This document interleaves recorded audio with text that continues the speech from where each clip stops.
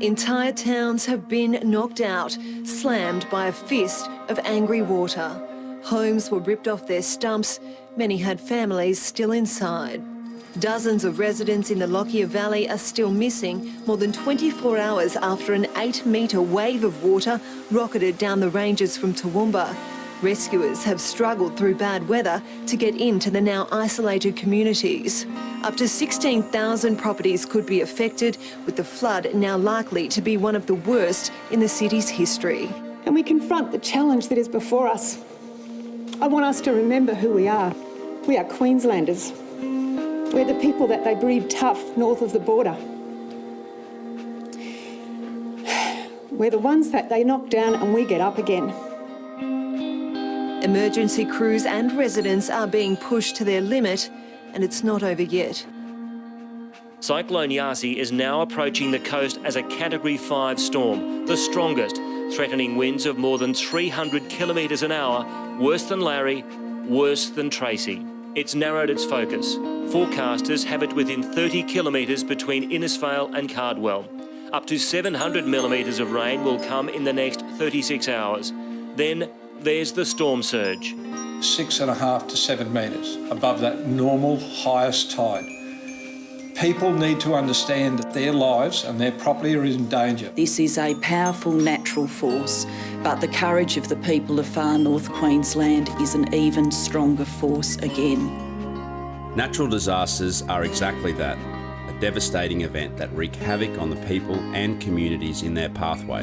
And as far as they go, the ones that impacted Queensland in early 2011 were as bad as it gets. We want to do that little bit extra to make sure that people who do visit us have a fantastic time. And the pledge starts by saying we, the members of the tourism industry, are united in our determination to show that nothing beats Queensland. Our plan is very simple. We'll pull out all stops to thank visitors for their support by giving them the best holiday experiences possible. We will surprise and delight them with random acts of joyful appreciation.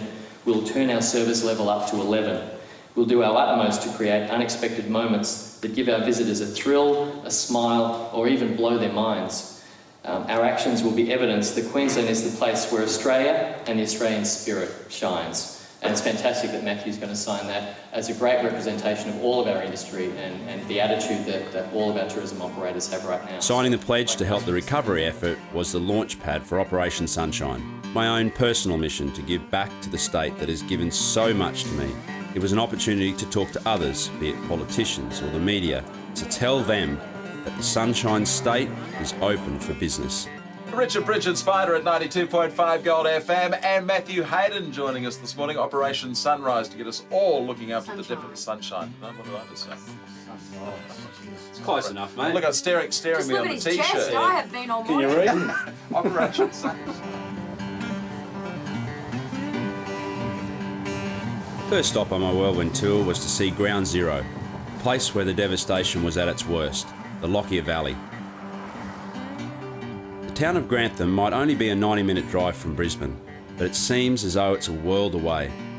This tiny community bore the brunt of one of the most ferocious natural disasters to have impacted Australia in recent history, and the stories of survival from those that endured this freak event are harrowing.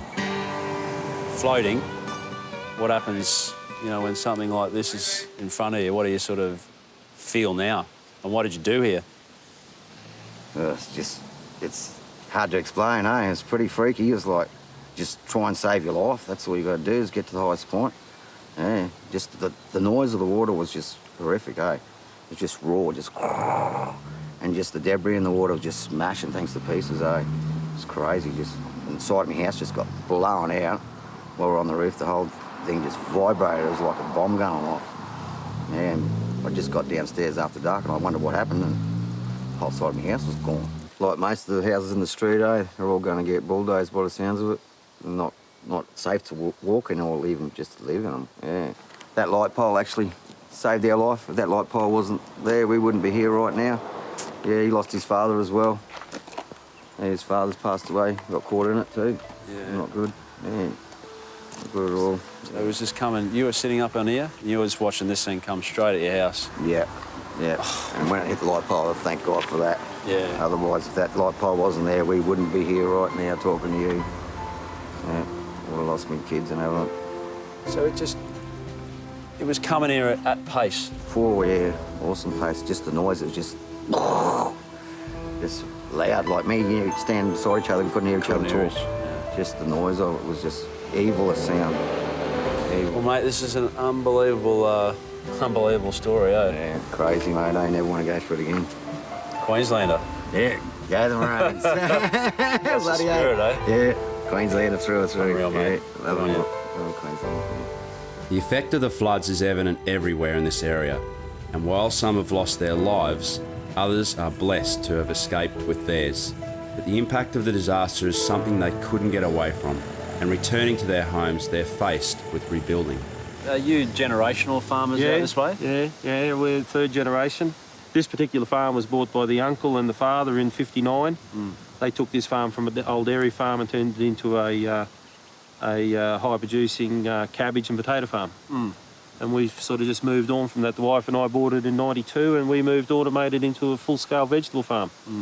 Probably where we're standing here now in the shot was the shallowest part of the farm, and there was about 3 foot of water through here. That was the shallowest, and as you go in behind us, there was 8 and 10 foot. We've got silt, 5, 6 foot deep in places. We've lost topsoil in other parts of the farm, 18 inches up to 2 foot deep. Every pump site on the farm has been smashed or filled with silt. We've got 18 tractors, motorbikes, trucks, utes, all went underwater. Some of them been replaced, some haven't been, some are trying to get fixed. Everything's just an ongoing problem. Everything's an ongoing problem, and everything comes out the hip pocket, obviously. Horticultural production is the backbone of our community. It is very important that not only do we recognise that, but it's important that the community as a whole and the broader community recognise that it is important for our farmers to get back on their feet. People have to buy our product. How can I help you guys out? Well, Matthew, probably if you can get the public buying Lockyer Valley produce, that's going to be the biggest help to farmers like Derek and all the others in the Lockyer Valley. Council's come up with a blueprint of how we want the community, or to help the community move forward. So you might have a read of that yourself and come up with some ideas that you might be able to help us with in your cooking, what you do, and any other ideas. Anything that's going to help people understand the plight of the farmers in the Lockyer Valley and to get them buying our produce, because that's what we really need. Unreal. Thank you very much. Good luck. Hope I can help. I'm sure you can. You will. We appreciate your time today. It's been fabulous. No worries. My pleasure.